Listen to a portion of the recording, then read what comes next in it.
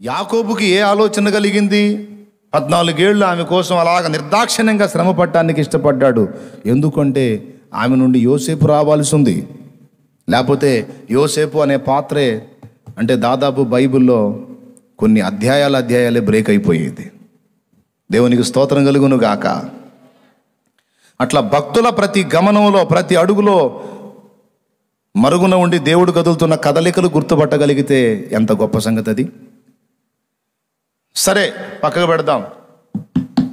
లేయాని రాహేలును కూడా గెలుచుకున్నాడు, అయిపోయింది.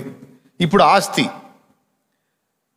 7 ఏళ్ళు ఊడిగం చేయించుకొని 10 సార్లు జీతం మార్చాడు. ఆ మామూలు మామ కాదు, లాభాన్ 7 ఏళ్ళు మొత్తం 20 ఏళ్ళు ఊడిగం చేయించుకొని 10 సార్లు జీతం మార్చాడు.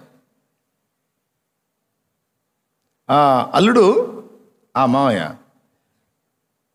చూస్తాడు మందని, అన్నీ పొడలు గల్లవి ఎక్కువ ఉన్నాయి అనుకో, చారలు గల్లవి తక్కువ ఉన్నాయి అనుకో, నీకు జీతం మారుద్దాం అనుకుంటున్నాను అల్లుడు అంటాడు. ఏంటి మావయ్య చెప్పండి. పొడలు గల్లవి, ఎందుకంటే పొడలు గల్లవి పొట్టేళ్ళు ఉన్నాయి కనుక వాటి పిల్లలు పొడలు గల్లవే పుడతాయి, కానీ చారలు గల్లవి పుట్టవు.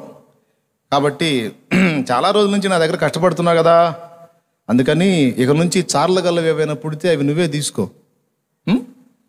చార్ల గల్లవి నీ, పొడలు గల్లవి నాయి అన్నాడు. పోనీలేమో కరుణించాడు, ఇన్నాళ్ళకి మందను సపరేట్ చేస్తున్నాడు అనుకున్నాడు. ఇతని ఫీలింగ్ ఏంది? లాభాన్ ఫీలింగు, పొరపాటును కూడా చార్లే పుట్టవు. ఎందుకు? మందలో ఉన్నాయన్నీ పొడలు గలవే. పాపం ఇలాగా ఫ్రాడ్ చేయటం అనమాట, మోసం చేయటం, మోసగాడిని మోసం చేయటం. మోసగాడు కూడా పాపం ఏం చేద్దాం, అమాయకంగా అట్లనే మావయ్య అన్నాడు అని ఆయన ఏదో ప్రయోగాలు చేశాడు. చినారు జంగిచాలు మొక్కలు తీసుకొచ్చి, వాటి మీద సార్లు ఉంటాయి, అవి తీసుకొచ్చి మంద చూలు కట్టు సమయమున నీళ్లు తాగడానికి వచ్చిన దగ్గర నాటి అతని ప్రయోగం మీద అతను చేశాడు. అవి చూసి చారలు గల్లవి గన్నవి పొట్టేళ్ళు పొడదగల్లవైన గొర్రెలు చారలు గల్ల వాటిని కన్నవి అన్నట్టు ఉంటుంది. కానీ అసలు వాస్తవం యాకోబు తర్వాత భార్యలకు చెప్తాడు, నేను చినారు జంగిసాలు మొక్కలు పెట్టినందున అట్లా పుట్టలేదు, మీ నాన్న నన్ను మోసం చేయాలని పొడదగల పొట్టేళ్ళు ఉంటే పొడదగల పిల్లలు పుడతాయి, అంత మాత్రం తెలియదు నాకు పొట్టేళ్ళు కాసేవాడికి, అందుకని మీ అయ్యగారు తెలివితేటలు ఉపయోగించి చారల గల్లవి నీ అన్నాడు. కానీ నాకు తెలుసు నన్ను మోసం చేస్తున్నాడని, కానీ నా దేవుడు నాకు తోడై ఉన్నాడు, నన్ను వదల్లా ఆయన, నాతో పాటు ఆయన ఇక్కడికి వచ్చాడు, ఆయన సన్నిధి నాతో కూడా ఉంది. మీ నాన్న ఏమన్నాడు? చారలు గల్లవి నీ వగును, పొడదు గల్లవి నా వగును అన్నాడు కదా. మీ నాన్న ఆ మాట అన్న మరుసటి సమయం చూస్తే మందంతా చారలు గల్లవి కన్నది. మందంతా చూస్తే నెక్స్ట్ పిల్లలన్నీ చూస్తే చారలు గల్లవే. లాభాను బిత్తరపోయాడు, ఇదేందిరా పొడలు గల్లవి పుడుతాడు అన్ని చారలు గల్ల. అల్లుడు అన్నాడు మళ్ళీ, ఏంటి మావయ్య ఎట్రా బాగా కష్టపడుతున్నావు, నీ జీతం మారుద్దాం అనుకుంటున్నాను. అవునా మాయ, చెప్పురా చెప్పు, మళ్ళీ ఏం మెలిగ పెడతావో పెట్టు. ఇక నుంచి అంటే ఇతనేమనుకున్నాడంటే, మందంతా ఇక చార్ల గల్లవి పెడితే కాబోలు అనుకున్నాడు. పొడలు గల్లవన్నీ నీవి, చార్లు గల్లవి ఇక నుంచి నావి అన్నాడు. అదేంది మొన్న పొడలు గల్లవి నీవి, చార్ల గల్లవి నావి అని అప్పచెప్పావు కదా, మళ్ళీ ఇదేంటంటే ఎందుకు అట్లా అనిపిస్తుంది అల్లుడు, ఇక నుంచి నేను చెప్పినట్టు చెయ్యి, లేకపోతే వెళ్ళిపో, మంద నాది, నీ ఇష్టం. సరే, మళ్ళా దేవునికి ప్రార్థన చేసుకున్నట్టున్నాడు. మళ్ళా నెక్స్ట్ ఇయర్ చూస్తే మందంతా పొడలు గల్లవి పిల్లలు పెట్టినవి, చార్లు గల్లవి కనపడట్లా. ఈ రకంగా ఆయన ఏది చెబితే అది జరుగుతుంది. ఏది లాభాన్ని ఏది ఆశిస్తే దానికి వ్యతిరేకంగా యాకోబుకు అనుకూలంగా దేవుడు చేస్తూ వచ్చాడు. ఎందుకు అంతగా తోడై ఉండి తనకు నష్టపుచ్చాలని ప్లాన్ వేసినా కూడా దాన్ని లాభంగా మారుస్తున్నాడు? దేవుడు తోడై ఉన్నాడు. దేన్ని బట్టి అంటే జ్యేష్ఠుణ్ణి కోరుకున్నాడు కదా. దేవునికి స్తోత్రం కలుగును గాక. ఆయనను కోరుకున్నందున ఆయన ఇచ్చే ఆ ఆశీర్వాదం కోరుకున్నందున ఇక దేవుడు అతనితో లింక్ అయిపోయాడు. ఇక యాకోబు ఎటుపోతే నటు పోవాలి. ఈ విధంగా భార్యల దగ్గర, సొమ్ము దగ్గర, జ్యేష్ఠత్వపు హక్కు దగ్గర, ఆశీర్వాదం దగ్గర, దీవెన దగ్గర పోరాడి పోరాడి పోరాడి మొత్తం సాధించుకున్నాడా లేదా? గట్టిగా చెప్పండి. ఇది భౌతికమైన ఆశీర్వాదం అనుకుందాం. భౌతికంగా బ్లెస్ అయ్యాడు. తర్వాత అవన్నీ రేవు దాటిచ్చి ఇప్పుడు దేవునితో కూర్చున్నాడు. దా అని ఒక మనుషుడు, ఒక నరుడు యాకోబు వద్దకు వచ్చి తెల్లవారు వరకు అతనితో పెనుగులాడాడు. యాకోబుతో తెల్లవారుజాము అవుతుంది. ఇక ఆయన అంటాడు, అప్పటిదాకా ఇతనితో పెనుగులాడి నన్ను వదిలో, నేను వెళ్ళాలంటాడు. ఏంటి వదిలేది? కుదరదు, నన్ను ఆశీర్వదించితేనే కానీ నిన్ను పోనీయను. చదువమ్మా వచనం తొందరగా. 32 ఆదికాండం 32. తెల్లవారుచున్నది కనుక నన్ను పోనిమ్మనగా అతడు, నీవు నన్ను ఆశీర్వదించితేనే గాని నిన్ను పోనీయనెను. ఆయన నీ పేరేమని అడుగగా అతడు యాకోబు అని చెప్పెను. అప్పుడు ఆయన, నీవు దేవునితోనూ మనుషులతోనూ పోరాడి గెలిచితివి గనుక ఇక మీదట నీ పేరు ఇశ్రాయేలే గాని యాకోబు అనబడదని చెప్పెను. దేవునికి స్తోత్రం కలుగును గాక. ప్రియులారా, ఆ మాటను గమనించండి. నీవు నన్ను ఆశీర్వదించితేనే గాని నిన్ను పోనీయను అని దేవుడు గమనించాడు. తర్వాత చదువు తల్లి. అప్పుడు యాకోబు, నీ పేరు దయచేసి తెలుపుమనెను. అందుకు ఆయన, నీవు ఎందు నిమిత్తం నా పేరు అడిగితివని చెప్పి అక్కడ అతన్ని ఆశీర్వదించెను. అదుగో, నీవు దేవునితోనూ మనుషులతోనూ పోరాడి గెలిచితివి.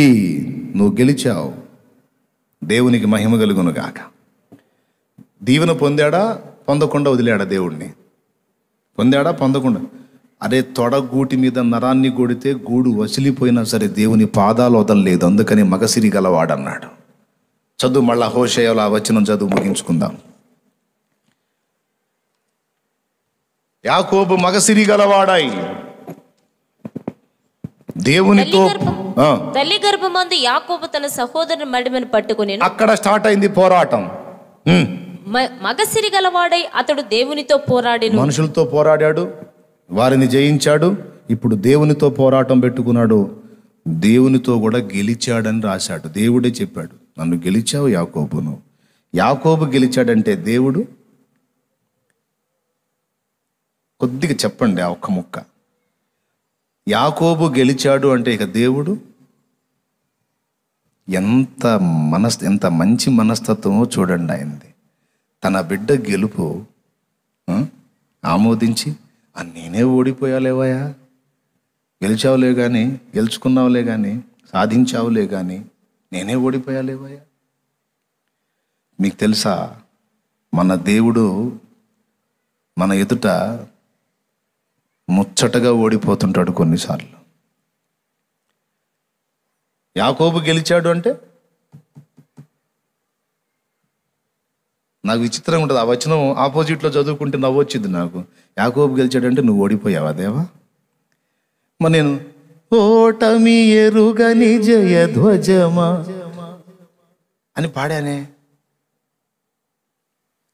నిజమే, ఎక్కడ ఓడిపోడు ఆయన, ఎక్కడ ఓడిపోడు. ఆయనను ప్రేమించే భక్తుల దగ్గర మాత్రం ఓడిపోతాడు. గట్టు గట్టి కొట్టు, గట్టి కొట్టు, గట్టి కొట్టు.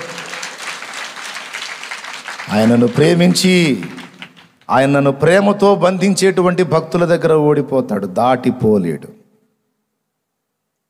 చిన్న ఎగ్జాంపుల్ చెప్తా, ముగిస్తా. ఇంటి నుంచి మనం బయటికి వెళ్తున్నాం. మీ చిన్నోడు నీ చేయి పట్టుకొని, నువ్వు వెళ్ళటానికి వీల్లేదు, నువ్వు ఉండాలి నానా, ఉండు అని ఆడు చేయబట్టుకొని లాగుతాడు. నీ చెయ్యాడా ఆడి చెయ్యాడా? నీ చెయ్యాడా వాడి చెయ్యాడా?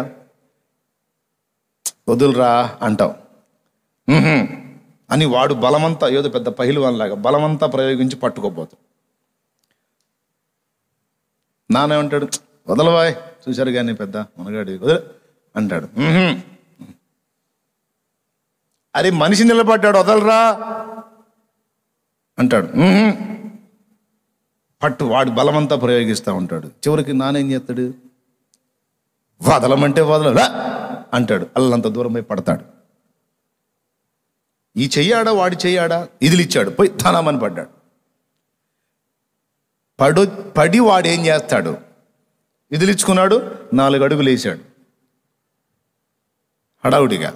ఇక్కడ కూర్చొనీడు తన బలముతో నాన్నని గెలవలేడు కదా, ఇప్పుడు ఎలా గెలుస్తాడు చెప్పండి? కూర్చొని దీనంగా వాళ్ళ నాన్నకి వెళ్ళి చూస్తా పెద్దగా ఏడుస్తాడు. 2 కళ్ళ నుంచి నీళ్ళు అలాగా కారిపోతా ఉంటాయి. అప్పటిదాకా పెనుగులాడాడు. ఎందుకు? నాన్న వెళ్ళటం వాడికి ఇష్టం లేదు. ఏదో నాన్న ఇవ్వాలి, ఇచ్చిపోవాలి, అది ఇవ్వలేదు. అందుకని వెళ్ళనీలా, పెనుగులాడాడు, కుదరలా. పోనీరా పోనీరా అని బ్రతిమలాడాడు, కుదరలా.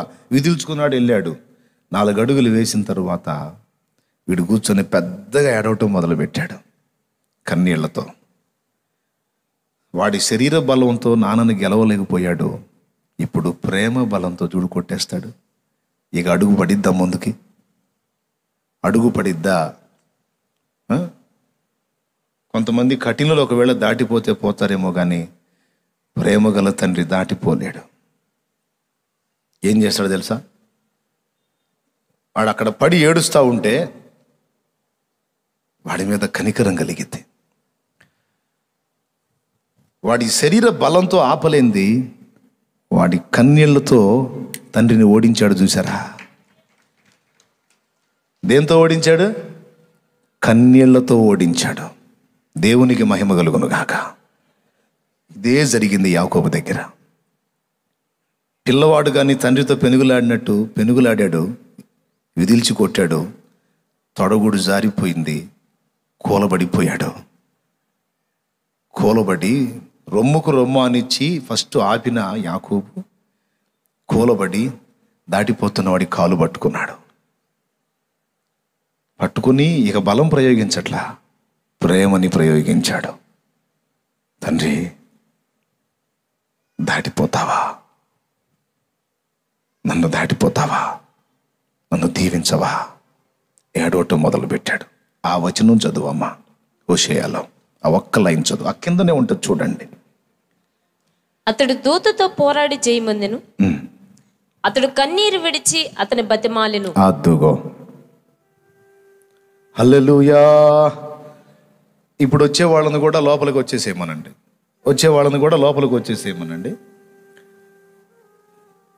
మొత్తాన్ని లోపలికి వచ్చేసేయమనండి. రానివ్వండి మొత్తాన్ని. ఇప్పుడు వచ్చే వాళ్ళని లోపలికి రానిచ్చేసేయండి. కొంతమంది ఆ బయటనే ఈ ప్రార్థనలో, ఈ మెసేజ్లో ఏకీభవించండి. ఇంతటితో ముగించుకుందాం. 1500 అడుగుల దూరం వరకు కంటైన్మెంట్ జోన్ కింద ఉంచుతారంట. సో జనాలు గుంపు కూడకూడదు అని మరి పోలీసు వారు తెలియజేశారని ఒక మాట చెప్పారు. కాబట్టి మనం కూడా రెస్పెక్ట్ ఇద్దాం. నెక్స్ట్ ఆరాధన బ్రేక్ చేద్దాం. వాస్తవంగా నేను అనుకుంది 5 కూటాలేలే.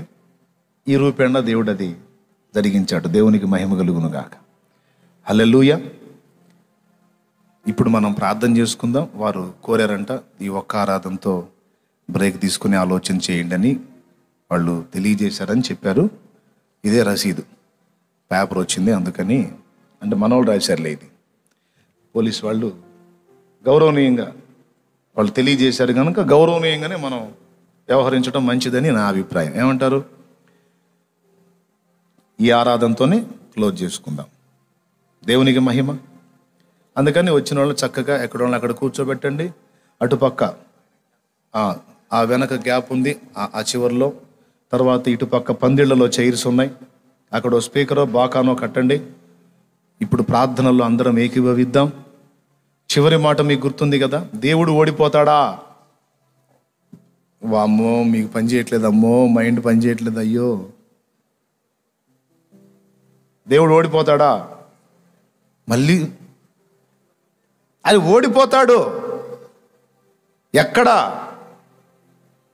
తన భక్తుల కొడుకులపై తండ్రి జాలి పడు విధమున భక్తి పరుల కొడుకులపై తండ్రి జాలి పడు విధమున భక్తి పరుల ఎడల జాలి పడును దేవుండు.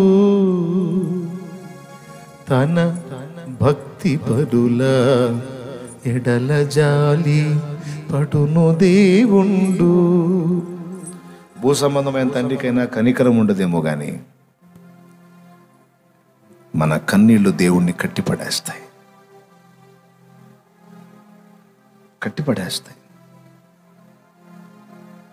గెలవలేడు, ఇక మన కన్నీటిని గెలవలేడు ఆయన. నిజం ఇది, నాకు తెలుసు, నాకు అనుభవం ఉంది. చాలాసార్లు నేను కూడా అనుభవించాను. నువ్వు కన్నీళ్లు గారిస్తే నీ కన్నీళ్లకు దేవుడు నీ ముందు ఓడిపోతాడు. వాడి బలంతో ఆపలేడు తండ్రిని, కానీ నానాని కేక వేసి వాడు ఏడిస్తే ఆ తండ్రి కాలు గదిలిద్దా? ఆ వచ్చిన మనిషికి ఏదో చెప్పుకొని నేను తర్వాత వస్తలే పోవాయా, వాడు ఏడుస్తున్నాడు, కాసేపు వాడిని ఓదార్చి వస్తాను. ఇక వాడి దగ్గరికి పరిగెత్తుకుంటూ వచ్చి, ఏందిరా వెళ్ళొద్దా వాడు ఎక్కిళ్ళు పెట్టి ఏడిస్తే గట్టిగా హత్తుకొని, లేదులే వచ్చాగా ఇంక లేదులే ఊరుకో, గెలిచావుగా, ఆపావుగా, నువ్వే గెలిచావుగా కానీరా. ఎవరు గెలిచారండి? తండ్రి గెలిచాడా తెంచుకొని వెళ్ళిపోవటానికి, లేతే కూర్చున్న దగ్గర ఏడ్చి తండ్రిని ఆ ప్రేమతో కట్టిపడేసి కొడుకు గెలిచాడా? ముచ్చటగా ఓడిపోవటానికి ఇష్టపడతాడు. ఏమంటాం పోయి, నువ్వు అనుకున్నదే చేసావుగా, ఆపావుగా నన్ను గదవాయ్, ఇంక నోరు మీద చూశారు కానీ గెలిచావుగా. నాన్న ఓడిపోవటానికి ఇష్టపడతాడు ప్రేమను బట్టి. ఎన్నోసార్లు మన ముందు ఆయన ఓడిపోయాడు ప్రేమతో, మన కన్నీళ్లతో, ఎన్నో. హల్లెలూయా. దేవుని మనసు అండి. ఆయన మనసును వర్ణించుకుంటే అసలు మనకి ఇప్పట్లో ఒకదే కదలే. అంత మంచి మనసు, ప్రేమగల తండ్రి. పడద్రోసి వెళ్ళిపోతుంటే కూర్చొని దీనంగా చూసి ఏడ్చాడు, నన్ను దాటిపోతావా అయ్యా అని ఏడిస్తే ఆ ఏడుపు చూసి పోలేకపోయాడు యాకోబు. నువ్వు నన్ను బంధిస్తున్నావు నాయన, తెల్లవారుతుంది, నేను వెళ్ళొద్దా? నువ్వు ఆశించావు, వచ్చాను, నేను వెళ్ళొద్దా? వెళ్ళయ్యా, కానీ నన్ను దీవించాడు. ఈ లోకం కాదయ్యా, నాకు నువ్వు కావాలి, నువ్వు ఇచ్చే ఆశీర్వాదం కావాలి, నీ దీవెన కావాలి. అధమలోక సుఖాలు నిజమని భ్రమించాను, నాకు కాదు, నువ్వు కావాలి, నీ దీవెన కావాలి, నీ ఆశీర్వాదం. నీ పేరేంటి? నేను యాకోబునయ్యా, మోసగాడిని. నువ్వు దేవునితోనూ మనుషులతోనూ పోరాడి గెలిచావు, మనుషులతో దేవునితో పోరాడి గెలిచావు, నన్ను కూడా గెలిచావు నువ్వు. ఇక నుంచి నువ్వు యాకోబు కాదు, మోసగాడివి కాదా, నువ్వు దేవునితో పోరాడిన వాడివి. నీ పేరు ఇశ్రాయేలు.